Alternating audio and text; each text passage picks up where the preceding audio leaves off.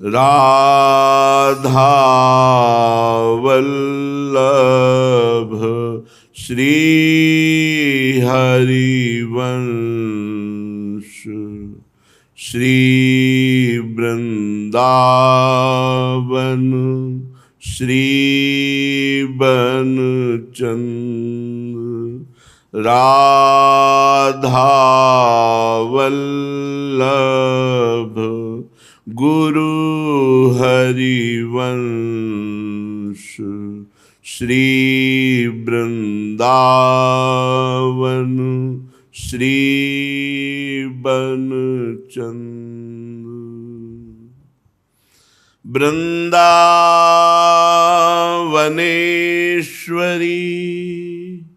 तवैव पदारविंदम प्रेमामृतैकमकरंद रसौघपूर्णम्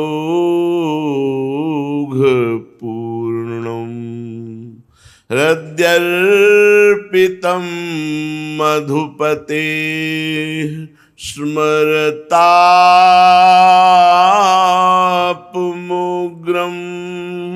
निर्वापयत् परम शीतलमाश्रयामि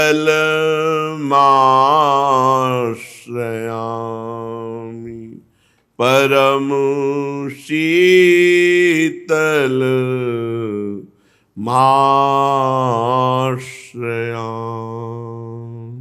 चलते हैं श्रीमद् भागवत महापुराण। प्रसंग चल रहा है, प्रहलाद जी ने अपने मित्रों को बुलाया। गुरुजी कहीं बाहर गए थे, संडामर्क जी एकांत में बैठाकर उपदेश दिया कि भाइयों, कुमार अवस्था से श्री भगवान का भजन करना चाहिए। ये जिन लोगों की ये मति है कि जवानी कोई भजन के लिए है, बुढ़ापा भजन के लिए है, तो बुढ़ापे में प्रपंच होता है, भजन नहीं होता। ध्यान रखना, जिसने कुमार अवस्था में, यौवन अवस्था में भजन का अभ्यास नहीं किया, वो बुढ़ापे में भजन नहीं कर सकता, केवल प्रपंच होता है।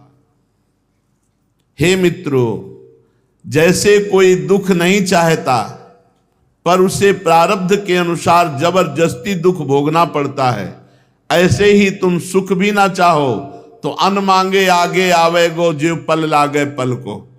बिना मांगे बिना चाहे जैसे दुख आता है, ऐसे सुख आएगा। तो तुम सुख दुख की वृत्तियों से ऊपर उठो। जो प्रारब्ध से नहीं मिलता वो है भजन। श्री भगवान का आश्रय लेकर श्री हरि का भजन कर लो, क्योंकि सारी विपत्तियों से, सारे संकटों से, सारे आक्रमणों से अगर कोई बचा सकता है तो हरि। हरि स्मृति सर्व विपद विमोक्षणम।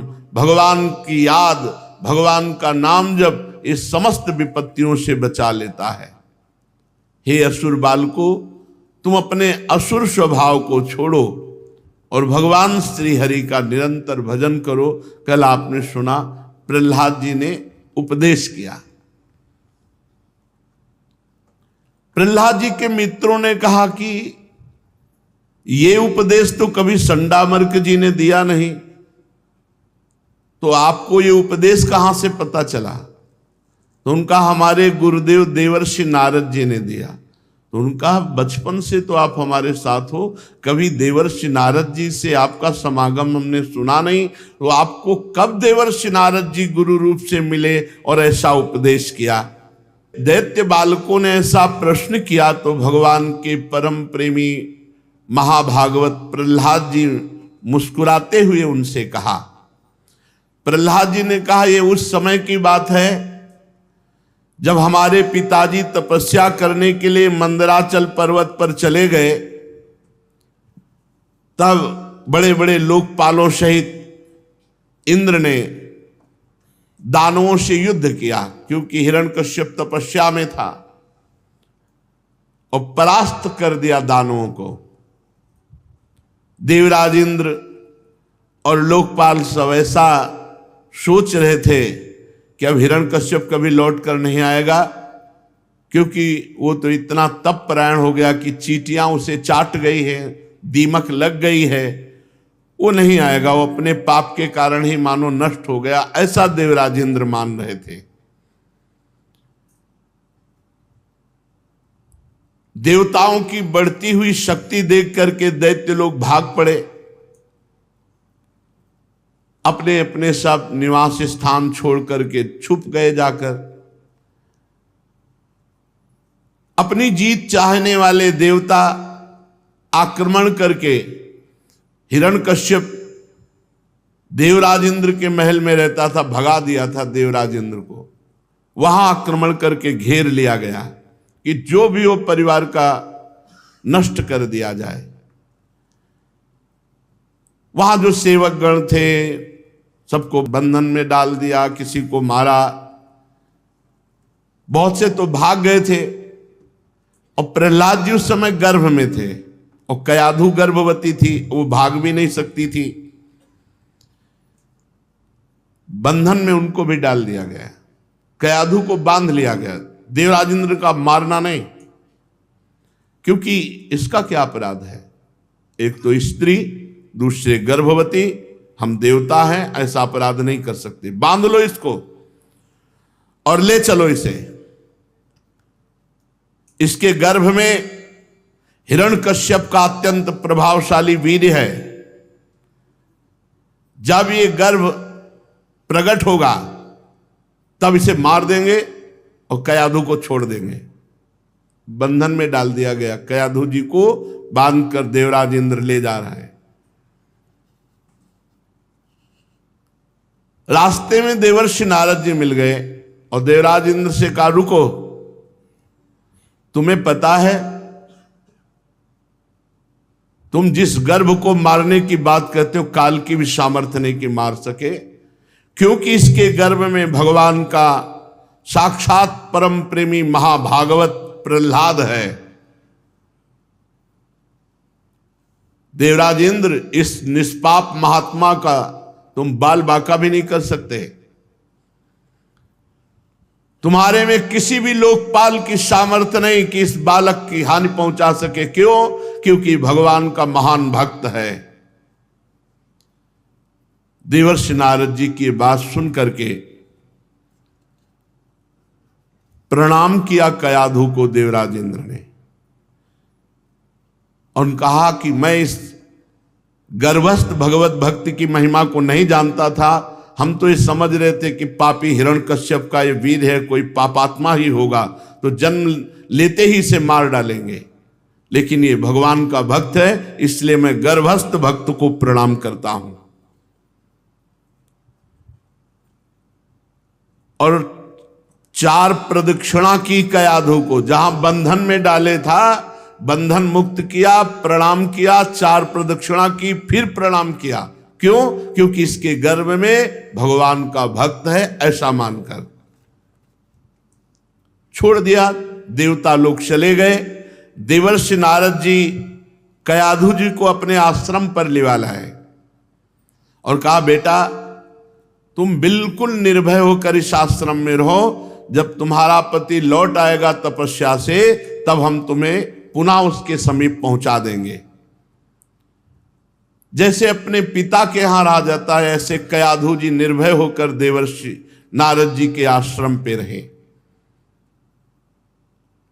मैं गर्भ में था, प्रहलाद जी अपने मित्रों से बता रहे हैं।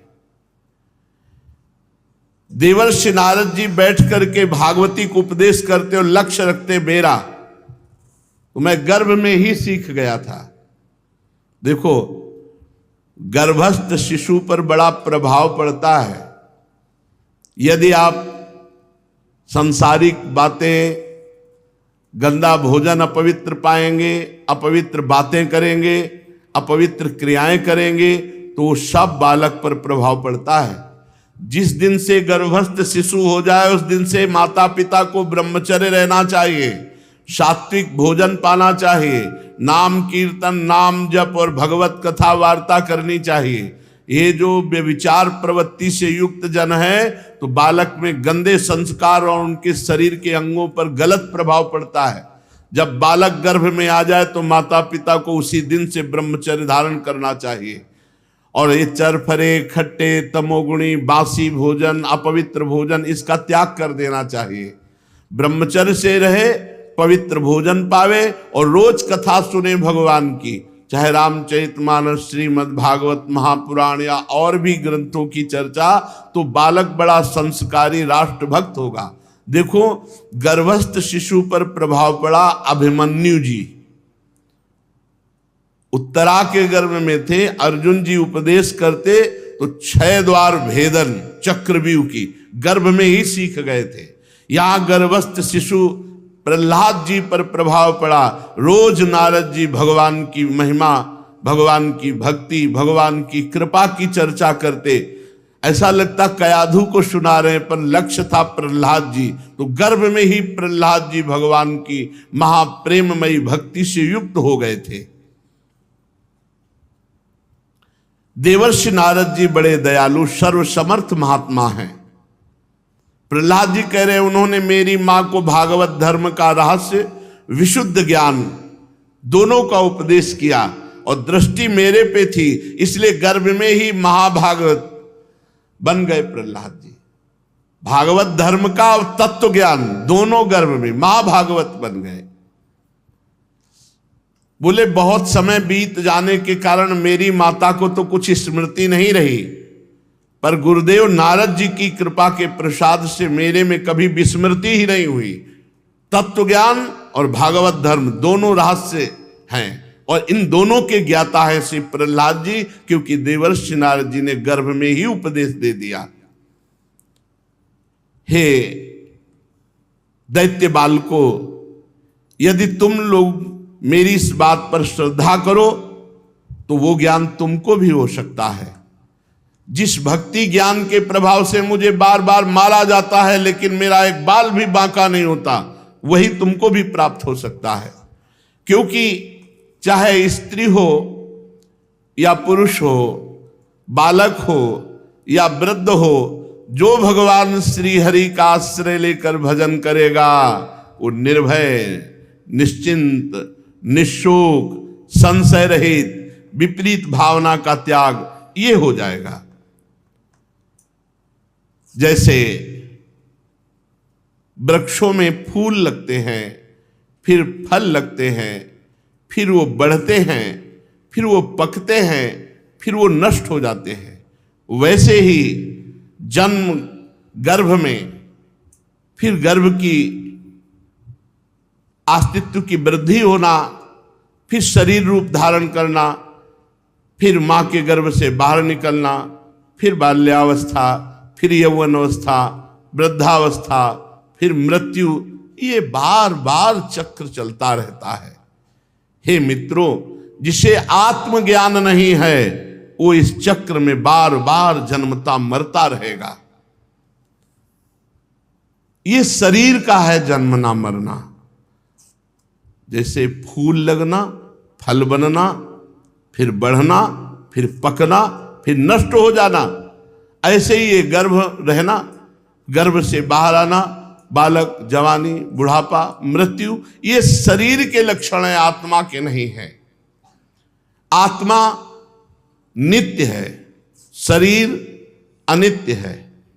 आत्मा अविनाशी है, शरीर विनाशी है। आत्मा शुद्ध है, शरीर अशुद्ध है। आत्मा एक है, शरीर अनेक है। स्थूल शरीर, सूक्ष्म शरीर, कारण शरीर। आत्मा आश्रय है, शरीर आश्रित है। आत्मा निर्विकार है, शरीर विकारी है। आत्मा स्वयं प्रकाश है, शरीर उससे प्रकाशित है। आत्मा सबका कारण है, सबका कारण है, शरीर क्रिया है। आत्मा व्यापक है, शरीर प्रकट दिखाई देता है। आत्मा असंग है, शरीर आसक्त है। आत्मा आवरण रहित है, शरीर मल विक्षेप आवरण से युक्त है। इस आत्म स्वरूप को समझो। जो आत्म तत्व को जान जाता है वो जन्म मृत्यु के चक्कर से मुक्त हो जाता है। ये जो हमारा जन्म मरण हो रहा है इसका कारण है आत्म स्वरूप को भूलकर शरीर को मैं मान लेना और शरीर के संबंधियों को मेरे मान लेना। यही हमारे जन्म मरण का हेतु है। हे मित्रों, जिस प्रकार सुवर्ण की खान में पत्थर आदि मिले होते हैं, पर पद्धति से वो पत्थरों में से स्वर्ण निकाल लेता है। जिस प्रकार दूध में घी है, पद्धति से दूध में से घी निकाल लिया जाता है, वैसे ही पद्धति से आत्मबोध होता है। आत्मबोध प्राप्त करने के लिए साधन चतुष्टय अत्यंत आवश्यक है। विवेक, सत असत का निर्णय करने वाले को विवेक कहते हैं। वैराग्य, लोक परलोक के भोगों से वैराग्य। शम, इंद्रिय विजयी। दम, मन का दमन करने वाला। तितिक्षा, हर कष्ट, हर अपमान, हर द्वंद्व सहने वाला। उपरति, लोक परलोक के भोगों में बिल्कुल कोई भी रुचि नहीं, भोग बुद्धि ही नहीं। शम, दम, तितिक्षा, उपरति। श्रद्धा, शास्त्र और गुरु के वचनों में यथावत श्रद्धा। समाधान, चित्त का अपने लक्ष्य में स्थित हो जाना। मुमुक्षता, मैं मुक्त होना चाहता हूं। ये साधन चतुष्टय और षट संपत्ति जिसके जीवन में होती है वही आत्मज्ञान प्राप्त करता है। और कुछ समझ में ना आवे, राधा राधा राधा राधा राधा सब कुछ प्राप्त हो जाएगा। देख लेना, निरंतर नाम जप करो, सब कुछ प्राप्त हो जाएगा। अरे राम राम नहीं कह पाए, मरा मरा शुरू किया तो ब्रह्म ऋषि हो गए। भाई, तुम राधा राधा जानबूझ करके भाव से जपोगे, तुम्हें ब्रह्म ज्ञान नहीं हो जाएगा, तुम्हें संसार से वैराग्य नहीं हो जाएगा, तुम सहनशील नहीं बनोगे, तुम में तितिक्षा नहीं आ जाएगी, तुम्हारे चित्त का समाधान नहीं हो, सब हो जाएगा। जो आत्मज्ञान प्राप्त कर लेता है वो ब्रह्म पदवी को प्राप्त हो जाता है। आचार्यों ने मूल प्रकृति, महत्त्व, अहंकार और पंच तन्मात्राएं, शब्द, स्पर्श, रूप, रस, गंध, इन 8 तत्वों को माया बताया है, प्रकृति बताया है। 3 गुण प्रकृति के हैं, सतोगुण, रजोगुण, तमोगुण। और 16, 5 ज्ञानेंद्रियां, 5 कर्मेंद्रियां और 1 मन और 5 महाभूत। ये सब समुदाय माया का है। मूल प्रकृति, महत्त्व, अहंकार, शब्द, स्पर्श, रूप, रस, गंध, ये 8, सतोगुण, रजोगुण, तमोगुण, त्रिगुणात्मिका माया और उसके 16 विकार, 5 ज्ञानेंद्रियां, 5 कर्मेंद्रियां, 5 महाभूत और 1 मन। ये है पूरा समुदाय जिसमें हम फंस गए। इन सबको प्रकाशित करने वाला आपका स्वरूप है आत्मा, आपका स्वरूप है, आप हैं वो। इस माया के समुदाय से 3 देह बन गए, स्थूल देह, सूक्ष्म देह और कारण देह। और इसी देह में अपना मैंपन हो गया, यही हमारी दुर्गति का कारण हो गया। चाहे वो स्थावर हो चाहे जंगम हो, इसी में ममता होने के कारण दुर्गति हो गई। अंतःकरण, इंद्रियां, ये अनात्म वस्तु है, आत्मा नहीं है। जब गुरु कृपा से भजन करोगे और विवेक ज्ञान जागृत होगा तब ये अनुभव होता है कि मैं आत्मस्वरूप हूं, मैं देह नहीं हूं। आत्मा सब में विराजमान है, वो इन शरीरों से बिल्कुल अलग है, पृथक है। इसीलिए कोई वैज्ञानिक अल्ट्रासाउंड, सिटी स्कैन, अक्षर आदि से नहीं निकाल सकता कि अरे सूक्ष्म शरीर को नहीं निकाल सकता, मन बुद्धि चित्त अहंकार को, फिर कारण स्वभाव, और फिर सबसे परे आत्म तत्व। एक आए थे साधक को पूछ रहे थे कि जब इस शरीर में आत्मा है तो कहाँ है? बस इतने जान गए तो जीवन मुक्त हो गए ना। आत्मा है तो कहाँ है? मैं ढूंढना चाहता हूं, मैं पाना चाहता हूं। किसको? बोले आत्मा को। कभी नहीं मिलेगी। क्यों? क्योंकि वो तुम हो, वो तुम हो, जिसे खोजना चाहते हो वो तुम हो। तो तुम जो नहीं हो उससे पहले अलग हो।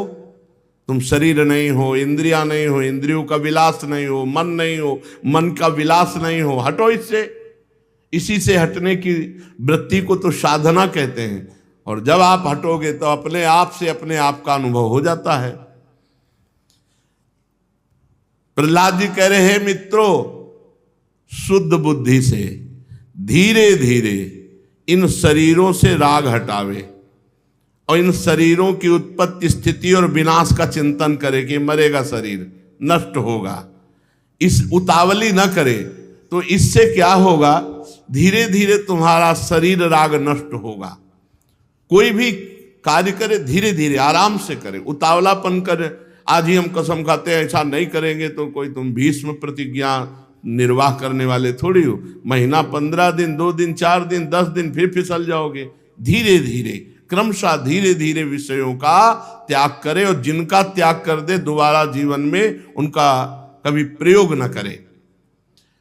ये जागृत, स्वप्न और सुषुप्ति, ये 3 बुद्धि की वृत्तियां हैं, हमारी नहीं। ना हम जागृत, ना हम स्वप्न, ना हम सुषुप्ति।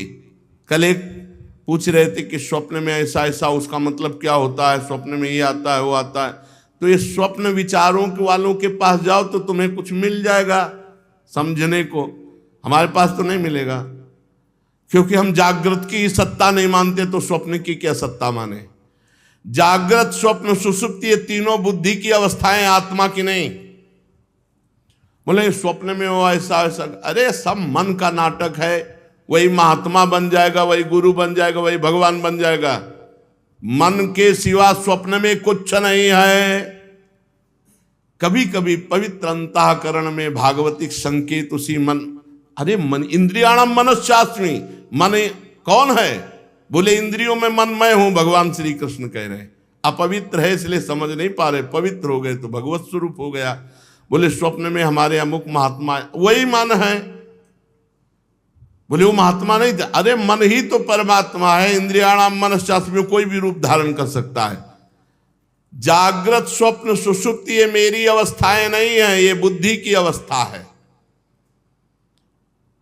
और बुद्धि से अनुभव में आने वाला जो तत्व नहीं है वही परमात्मा, वही मेरा स्वरूप है। जैसे गंध से उसके आश्रय वायु का ज्ञान होता है।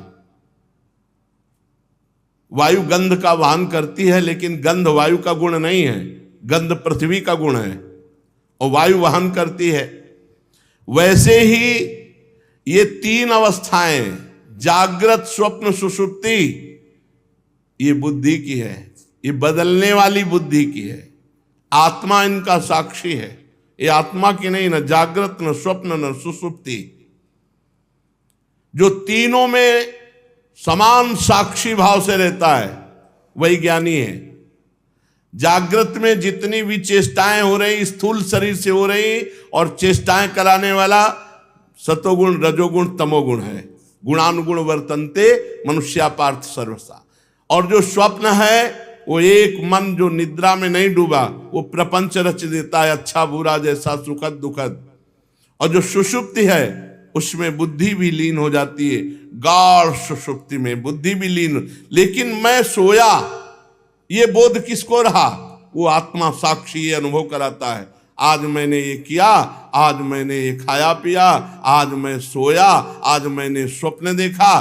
तो ये भ्रम से वो मान रहा है, लेकिन यहां संकेत मिलता है कि वो साक्षी तीनों में जग रहा था, जागृत में भी, स्वप्न में भी और सुषुप्ति में भी।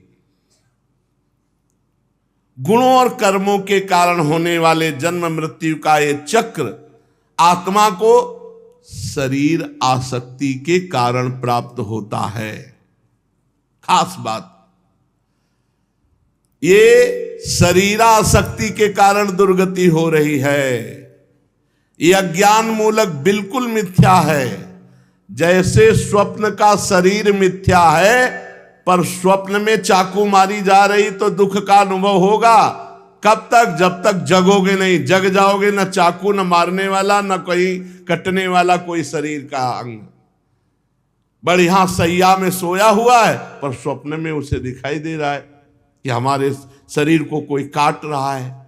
न शरीर कट रहा है, न कोई काटने वाला है, न कोई पीड़ा है, पर पूरी पीड़ा हो रही है। ये जब तक जगेगा नहीं तब तक पीड़ा नहीं मिटेगी। ऐसे ही इस जागृत अवस्था में देहाभिमान के कारण ये सुख दुख मान अपमान, जब तक ज्ञान में जगोगे नहीं तब तक ये दुख दूर होने वाला नहीं। इसलिए मित्रों, प्रहलाद जी कह रहे, तुम लोगों को सबसे पहले इन गुणों के अनुसार होने वाले कर्मों के बीज को नष्ट कर देना चाहिए। ये शरीर तुम नहीं हो, तुम्हारे द्वारा कर्म नहीं हो रहे, केवल तुम अहंकार करते हो, इसलिए तुम्हें भोगना पड़ता है। ये यंत्रारूढ़ानि मम मायया, सतोगुण रजोगुण तमोगुण से गुण प्रेरित करते हुए अंतःकरण में कर्म करवा रहे हैं। पर आप कर्ता भाव से हो गए, इसलिए आपको अवश्य में भोक्तव्यम कृतम कर्म शुभाशुभम, फिर आपको भोगना पड़ेगा। जो शरीर राग मिटा देता है, कर्मों का कर्ता भाव मिटा देता है, भोक्ता भाव मिटा देता है, तो इसे ही योग कहते हैं। दूसरे शब्दों में इसे ही भगवत प्राप्ति कहते हैं, इसे ही परमात्मा से मिलन कहते हैं। यूं तो इन त्रिगुणात्मक कर्मों की जड़ उखाड़ फेंकने के लिए, बुद्धि वृत्तियों का प्रवाह बंद कर देने के लिए वेदों में, शास्त्रों में, पुराणों में बहुत से साधन बताए गए हैं। पर सर्वश्रेष्ठ साधन है भगवान श्री हरि का स्मरण, नाम जप, उनकी सेवा। पकड़ लो। प्रहलाद जी कह रहे हैं, यूं तो माया से मुक्त होने के लिए शास्त्रों साधन बताए गए, पर बहुत सरल, सर्वश्रेष्ठ, निर्भय, भय शून्य मार्ग है। भय शून्य इसलिए कि इसमें करो सदा तिनकै रखवारी, जिम बालक राखे महतारी।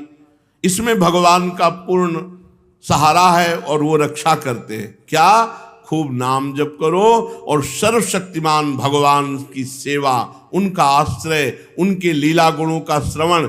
इससे शुद्ध होकर बुद्धि आत्म स्वरूप का बोध हो जाता है। बुद्धि शुद्ध हुई तो जैसे दर्पण साफ हुआ तो अपना प्रतिबिंब दिखने लगा, ऐसे अनुभव होता है आत्मस्वरूप का। बुद्धि वो ऐसी प्रवीण ज्ञानमयी हो जाती है, ज्ञान नेत्र प्रकाशित हो जाते हैं, उन्हीं नेत्रों से आत्मस्वरूप का बोध होता है। ये कैसे किया जाए कि हमारा निरंतर भजन बने, हरिचरण आश्रय दृढ़ हो जाए, बुद्धि शुद्ध हो जाए?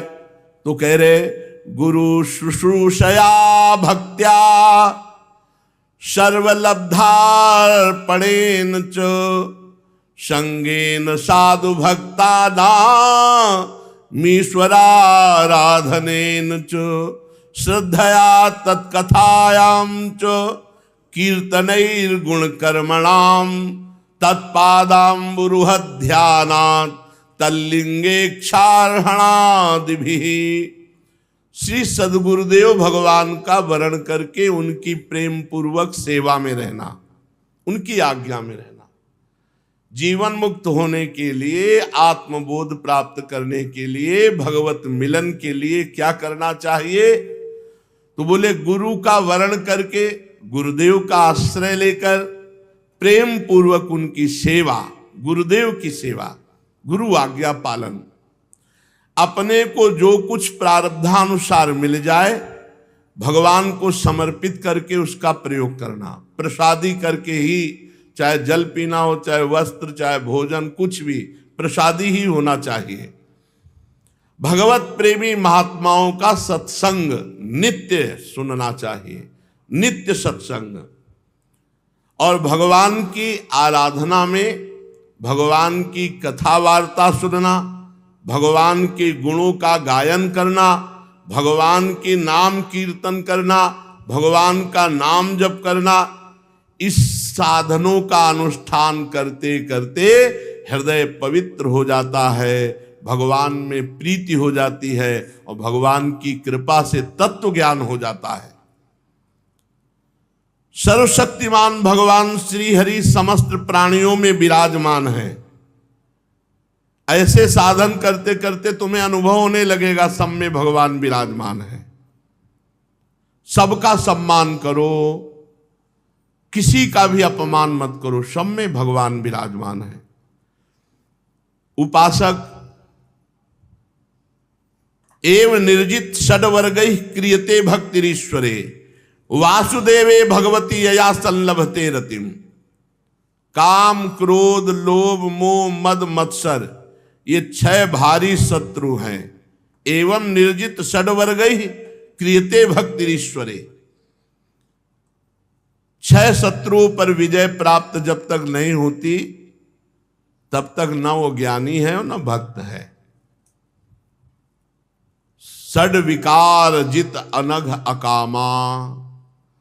निष्कामता आ गई, निष्पाप हो गया, 6 शत्रुओं पर विजय प्राप्त कर ली, भगवान हृदय में प्रकाशित हो गए। काम, क्रोध, मद, मान, न मोहा, लोभ न क्षोभ, राग नहीं द्रोहा। जिनके कपट दंभ नहीं माया, तिनके हृदय बसहु रघुराया।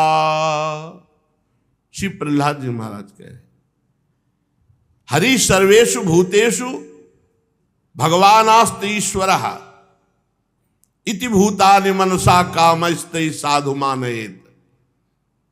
जो सब में भगवान विराजमान देख रहा है वही साधु है।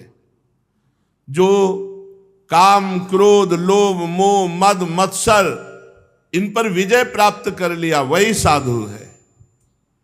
जो भगवान की भक्ति में मगन रहता है, खूब नाम जप करता है, वो इन दोषों पर विजय प्राप्त कर लेता है। उसे वासुदेवे भगवती यया संलभते रतिम। भगवान श्री कृष्ण में अनन्य भक्ति, प्रेममयी भक्ति, प्रेममयी अवस्था प्राप्त हो जाती है। किनको?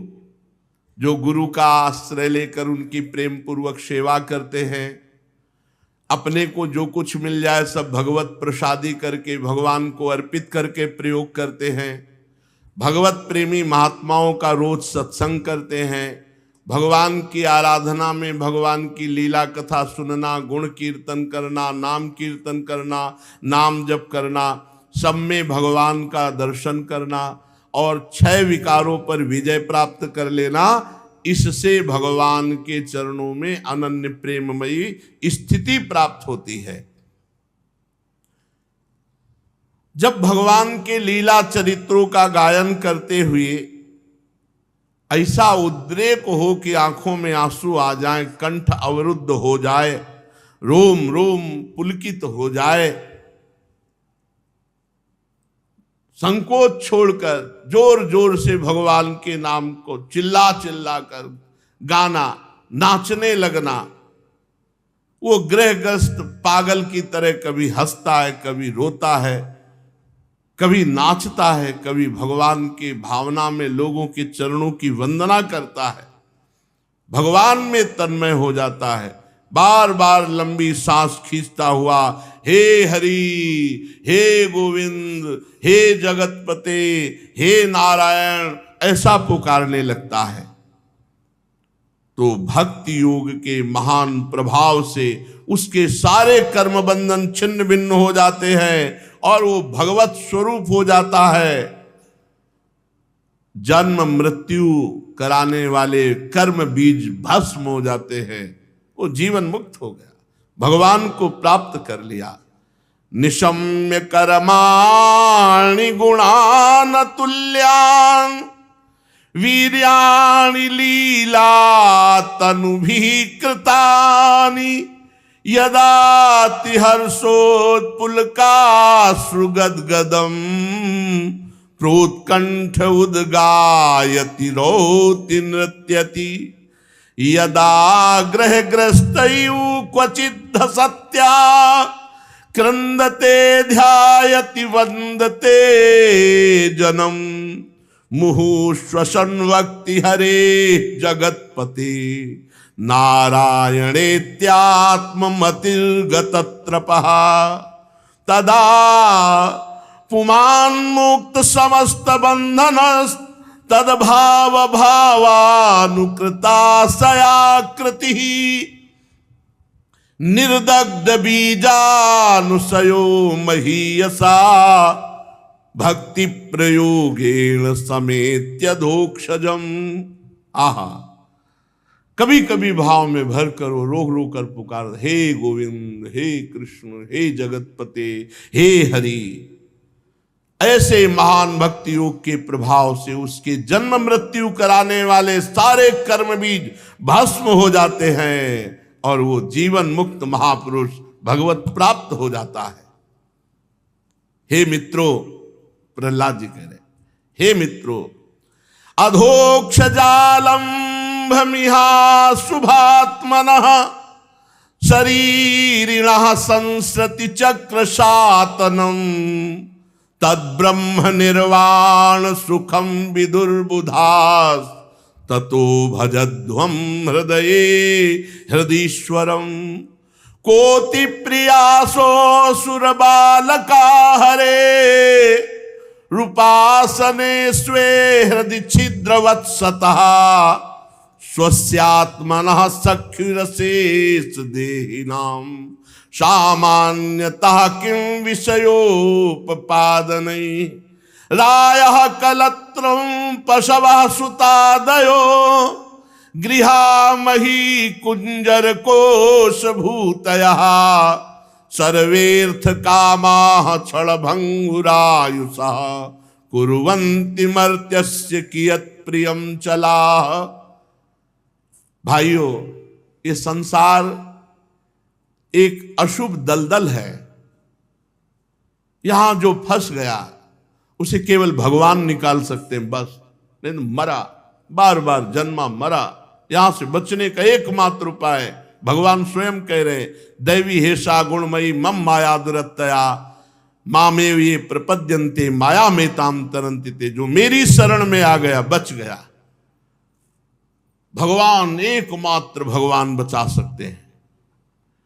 इस माया दलदल से एकमात्र भगवान बचा। इसीलिए हमारी प्रार्थना है, जिस सभा में, जिस संगोष्ठी में, जिस उपदेश में, जिस संग में भगवान के नाम रूप लीला धाम की चर्चा न हो, भगवान के आत्मस्वरूप की चर्चा न हो, कभी मत सुनो, कभी मत संग करो। सब मायाकृत है। बिना भगवान के नाम के कोई नहीं तर सकता। विनिश्चितम बदामि तेन अन्यथा वचांस में हरिम भजन्ते नरा। जब तक भजन नहीं करोगे कुछ, ये सब बड़े बड़े ऋषि मुनि भगवान का भजन कर, छूछा इधर उधर, ये सब प्रपंच है, सब माया का नाटक है। किसकी सामर्थ है, किसकी सामर्थ है? जब वशिष्ठ जैसे महापुरुष भी कह रहे हैं, सुनो भरत भावी प्रबल बिलख कहो मुनिनाथ हानि लाभ जीवन मरण जस अपजस विधिहान। ये आज संसार के कर्म चक्र को बदलने का ठेका लेते हैं लोग। एकमात्र इस दलदल से केवल श्री भगवान निकाल सकते, केवल श्री भगवान। अगर भक्तजनों की महिमा गाई गई तो इसी बात की, वो भगवान के नाम में, रूप में, लीला में, चरणों में रति प्रदान करते हैं। निकालने वाले श्री भगवान ही है, कोई दूसरा ऐसा नहीं कि निकाल सके। जिन्होंने फंसाया वही छुड़ा सकते हैं, किसी की सामर्थ्य नहीं। इसलिए हे मित्रों, प्रहलाद जी कह रहे हैं, इस संसार चक्र को मिटा देने वाले श्री भगवान का आश्रय लो और उनका भजन करो। तुम लोग अपने हृदय में ही देखो, हृदयेश्वर भगवान बैठे हुए हैं, उन्हीं का भजन करो। असुर कुमारों, अपने हृदय में ही आकाश के समान नित्य विराजमान भगवान का भजन करने में कौन सा परिश्रम की बात है, कौन सा रुपया खर्चा हो रहा है। राधा राधा कृष्ण कृष्ण हरि हरि कहने में क्या परेशानी हो रही। लेकिन पापवंत कर सहज स्वभाव, भजन मूर्ति भावन काओ, जो पे दुष्ट हृदय सोई होई, मोरे सन्मुख आओ की सोई। ये पाप आचरण बन गए, भजन में रुचि नहीं होती, नाम जप नहीं कर सकते, नौटंकी नाटक में बड़ा विश्वास है। अरे विश्वास कीजिए, आप धैर्य पूर्वक समझिए। भगवान धन्वंतरी रूप लेकर के आयुर्वेद का प्रकाश किया, रोगों की निवृत्ति के लिए औषधि रूपी प्रायश्चित है। बड़े बड़े रोग हैं तो डॉक्टर हैं, औषधियां हैं। मंत्रानुष्ठान स्वयं करके, सकामता पूर्वक मंत्रानुष्ठान करके कुछ मात्रा में अपने प्रारब्ध को, वो भी जो हल्का है, उसे दबाया जा सकता है। प्रबल प्रारब्ध को कोई तपस्या के द्वारा भी नहीं रोक सकता। नहीं, तितली की गुदा में कांटा डालने के कर्म का प्रारब्ध जब बना तो सूली पड़ी थी मांडव्य ऋषि के, और वहां जैसे छोड़ दिया था वैसे काटी गई, निकली नहीं। इतने बड़े महान तपस्वी, बाल ब्रह्मचारी, पूरे जीवन भगवान के भजन में मस्त रहने वाले भीष्म पितामह 6 महीना बाणों की सही। अभी आज छूछा में पता नहीं कौन सा सिद्धि इनको प्राप्त हो गई है। बड़े बड़े महात्मा, बड़े बड़े ऋषि जन, बड़े बड़े सिद्ध जन प्रारब्ध शरीर का भोगे। प्रहलाद जी कह रहे, हे भाई, इस दलदल से निकलने के लिए एकमात्र उपाय भगवान का भजन करो, भगवान का आश्रय ले लो। भगवान को रिझाने में कौन से तुम्हारे पैसा लग रहे हैं, कौन सा परिश्रम। राधा राधा राधा राधा। प्रहलाद जी कह रहे हैं, भगवान की प्राप्ति का उपाय ना करके भोगों को इकट्ठा करना, राम राम राम। कितनी बड़ी मूर्खता है, कितनी बड़ी मूर्खता है कि इस अमूल्य जीवन में भगवान नाम तो इकट्ठा नहीं किया, और जो इकट्ठा किया मर के जब जाओगे तो पाई भर तुम्हारे साथ नहीं जाएगा। ये धन, ये स्त्री, ये पशु, ये पुत्र पुत्री, महल, पृथ्वी, घोड़ा गाड़ी, खजाना, भांति भांति की सामग्रियां, ये सब यहीं रह जाएंगे, तुम्हारे साथ कुछ नहीं जाएगा। जाएगा तो तुम्हारा शुभ कर्म, अशुभ कर्म, या इन दोनों से परे भगवान का भजन। अरे इस क्षण भंगुर देह में भगवत प्राप्ति कर लो। इस लोक की संपत्ति जैसे नाशवान है, ऐसे ब्रह्मलोक तक सब नाशवान है, माया में है। भगवान का नाम जप करो, नाम जप से ही परम कल्याण है, अप्सराओं से कल्याण नहीं है। कितने अप्सराओं को भोगे, हाय हाय करके फिर दुर्गति को प्राप्त हुए। लोक लोकांतर के भोग एक स्वाप्निक भोग है। इसलिए हे निर्दोष मित्रों, असुर बाल को, निर्दोष इसलिए कि इतने बड़े महात्मा का संग है तो निर्दोष तो है, और भी सब नवीन अवस्था के है। तुम सब केवल परमात्मा प्राप्ति का उपाय करो। अनन्य भक्ति से भगवान श्री हरि का भजन करोगे, वो तुम्हारी रक्षा करेंगे। अपने को जो बड़ा विद्वान मानता है और भगवान के भजन से विमुख है, वो मूर्ख ही है। प्रहलाद जी महाराज कहे, उसकी उद्देश्य की पूर्ति नहीं होगी, उल्टा वो विपरीत फल में बंध जाएगा। जन्म मरण के चक्र में छूटबे के जतन विशेष बांधे जाएगो। यदि भजन नहीं कर रहे हो, बहुत विद्वान हो, तो तुम्हारी विद्वता माया का पर विजय नहीं प्राप्त कराएगी, माया पर विजय भजन कराएगी। भजन कर्म में प्रवृत्त होने का उद्देश्य होता है सुख पाना, दुख मिटना। किसका दुख मिटा? सब कर्म में लगे हुए, उद्देश्य होता है सुख पाना, दुख मिटना, लेकिन सबको दुख भोगना पड़ रहा है। इसका मतलब वो कर्म पता ही नहीं जिससे सुख मिलता है, वो है राधा राधा राधा राधा। हे मित्रों, यहां कामना और कर्म, कर्मकृत कामना, कामनाकृत कर्म, बार बार इसी में जीव फंसा हुआ है।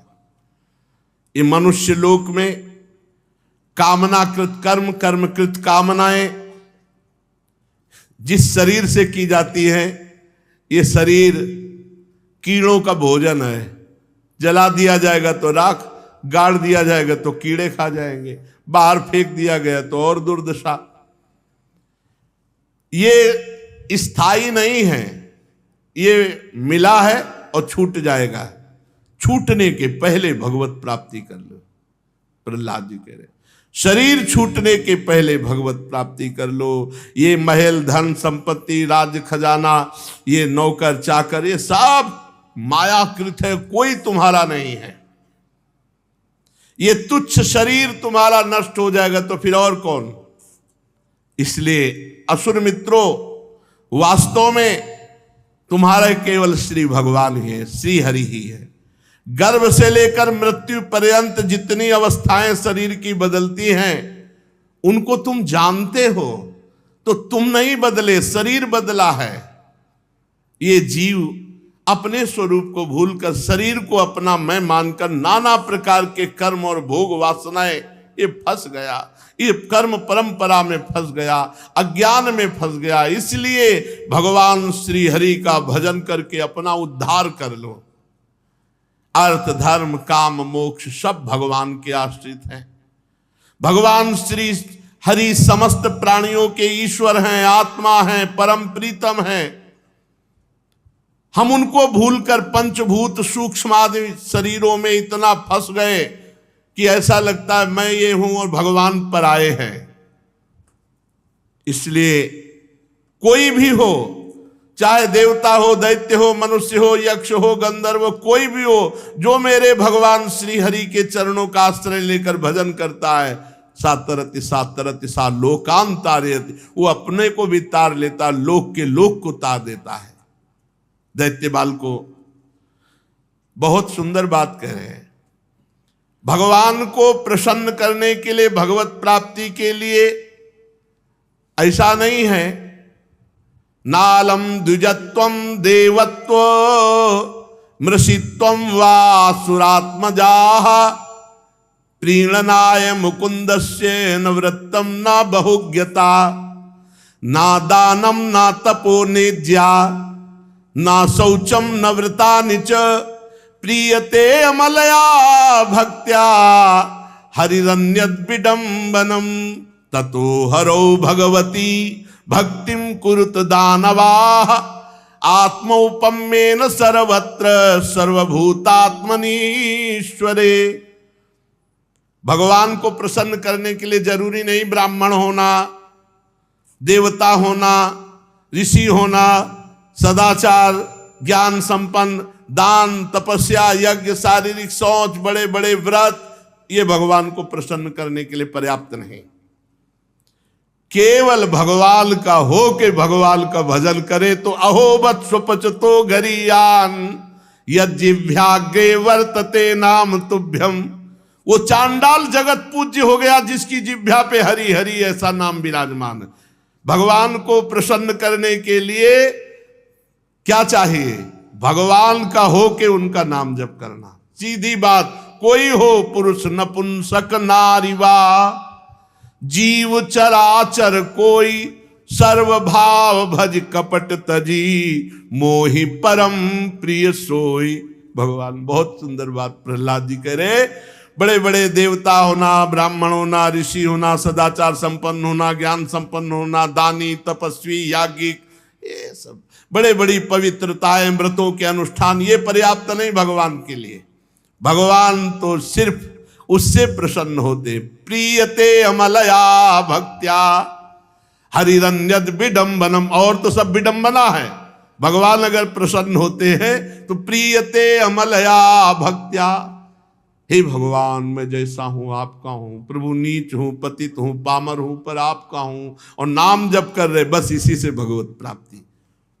नालम द्विजत्वम देवत्व मृषित्वम वासुरात्मजा। बहुत प्राण प्रिय बात है ये।